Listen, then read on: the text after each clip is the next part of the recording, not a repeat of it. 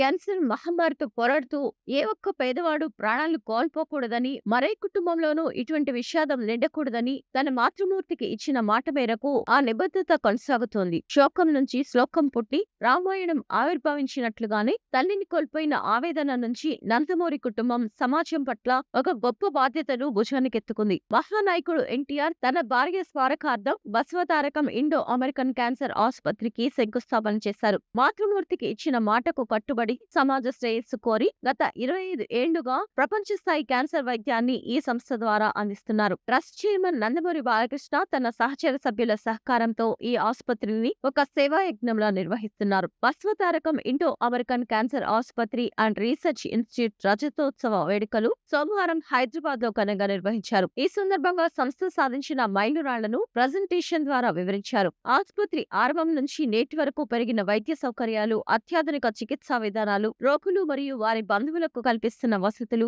అలాగే భవిష్యత్ ప్రణాళికలపై రూపొందించిన డాక్యుమెంటరీను ఈ వేదికపై ప్రదర్శించారు. పేదలకు సేవ చేస్తే పరమాత్ముడికి సేవ చేసినట్లే. మానవత్వం నా ఆదర్శం, సమాజమే దేవాలయం, పేదలే దేవుళ్ళు, వారికి చేసే సేవయే పరమాత్మునికి చేసే సేవ అన్న ఎన్టీఆర్ ఆశయాలను బసవతారకం ఆసుపత్రి తన సిద్ధాంతపరంగా మలుచుకుంది. లాభాపేక్ష లేకుండా కేవలం మానవతా దృక్పథంతో ఈ సంస్థను నిర్వహిస్తున్నారు.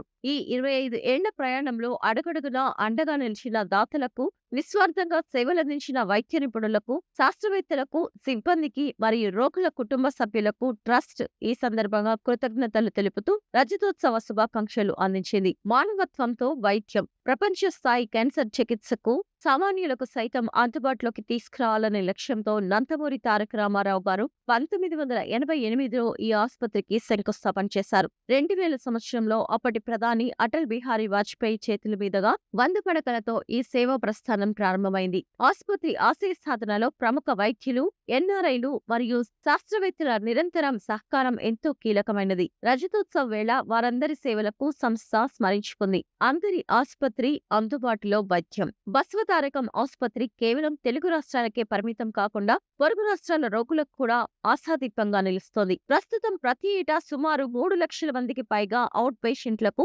90,000 మంది ఇన్ పేషెంట్లకు ఇక్కడ చికిత్స అందుతోంది. ఇప్పటి వరకు 8,000కు పైగా శస్త్రచికిత్సలు, 86 బోన్ మ్యారో ట్రాన్స్ప్లాంట్లు విజయవంతంగా పూర్తి చేసి ఈ ఆసుపత్రి రికార్డు సృష్టించింది.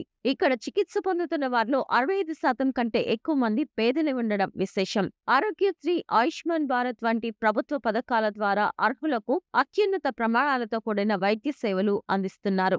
ఆసుపత్రిలో సర్జికల్, మెడికల్, రేడియేషన్, ఆంకాలజీ విభాగాలతో పాటు రేడియాలజిస్టులు, పైథాలజిస్టులు, న్యూక్లియర్ మెడిసిన్ నిపుణుల వంటి సుమారు 250 మంది నిపుణులైన వైద్య బృందం సేవలందిస్తోంది. తల, మెడ, రొమ్ము, గర్భాశయ ముఖద్వారం, ప్రోస్టేట్ వంటి వివిధ రకాల క్యాన్సర్లకు ప్రత్యేక అవయవ ఆధారిత చికిత్సలు అందుబాటులో ఉన్నాయి. కేవలం చికిత్సకే పరిమితం కాకుండా రోగుల మానసిక ధైర్యం మరియు జీవన ప్రమాణాలను మెరుగుపరిచేందుకు ప్రత్యేక పాలియేటివ్ కేర్ యూనిట్ ఇక్కడ విశేష సేవలందిస్తుంది. క్యాన్సర్ మహమ్మారిని ప్రాథమిక దశలోనే గుర్తిస్తే ప్రాణాలను కాపాడుకోవచ్చని ప్రముఖ క్రికెటర్ యువరాజ్ సింగ్ చెప్పిన మాటలను పూర్తిగా తీసుకొని ట్రస్ట్ ఆధ్వర్యంలో తెలుగు రాష్ట్రాల్లో మొబైల్ క్యాన్సర్ స్క్రీనింగ్ సేవలు నిర్వహిస్తున్నారు. ఇప్పటి వరకు సుమారు 2,70,000 మందికి స్క్రీనింగ్ పరీక్షలు చేశారు. క్యాన్సర్ అవగాహన కార్యక్రమాల ద్వారా 3 ప్రపంచ రికార్డులను సైతం ఈ సంస్థ సొంతం చేసుకుంది. క్యాన్సర్ నివారణకు ఒక సామాజిక ఉద్యమంగా మార్చడంలో ట్రస్ట్ విజయవంతమైంది. నందమూరి బాలకృష్ణ తన తల్లికి ఇచ్చిన మాటను, తండ్రి వేసిన మార్గాన్ని అనుసరిస్తూ ఈ ఆసుపత్రిని నిస్వార్థంగా నడిపిస్తున్నారు. క్యాన్సర్ బాధితుల చిరునవ్వుల్లోనే ఆయన తృప్తిని వెతుక్కుంటున్నారు. రజతోత్సవం సందర్భంగా సేవలను మరింత విస్తరించాలని ట్రస్ట్ నిర్ణయించింది. భవిష్యత్ ప్రణాళికల్లో భాగంగా అమరావతిలో 1000 పడకలతో భారీ క్యాన్సర్ ఆసుపత్రిని నిర్మించనున్నట్లు చైర్మన్ నందమూరి బాలకృష్ణ ప్రకటించారు. కష్టతరమైన మార్గాలు కొన్నిసార్లు అద్భుతమైన గమ్యస్థానాలకు దారితీస్తాయి అన్న క్యాన్సర్ సర్వైకల్ కియావైన్ మాటలను ట్రస్ట్ సభ్యురాలు నారా బ్రాహ్మణి ఈ సందర్భంగా గుర్తు చేశారు. లక్షలాది మంది బాధితులకు కొత్త జీవితాన్ని ఇచ్చే దిశగా ఎన్బిటిఆర్సిఎఫ్ ఆధ్వర్యంలో కృషి చేస్తున్నామని ఆమె తెలిపారు. ఈ సేవా ప్రయాణంలో తన కుటుంబానికి 3 తరాలుగా భాగస్వామ్యం కావడం ఒక గొప్ప వరంగా భావిస్తున్నట్లు పేర్కొన్నారు. రజతోత్సవ వేడుకల సందర్భంగా 45,000 మందికి ఉచితంగా క్యాన్సర్ స్క్రీనింగ్ నిర్వహించామని, అందులో 25,000 మంది మహిళలే ఉన్నారని ఆమె వివరించారు.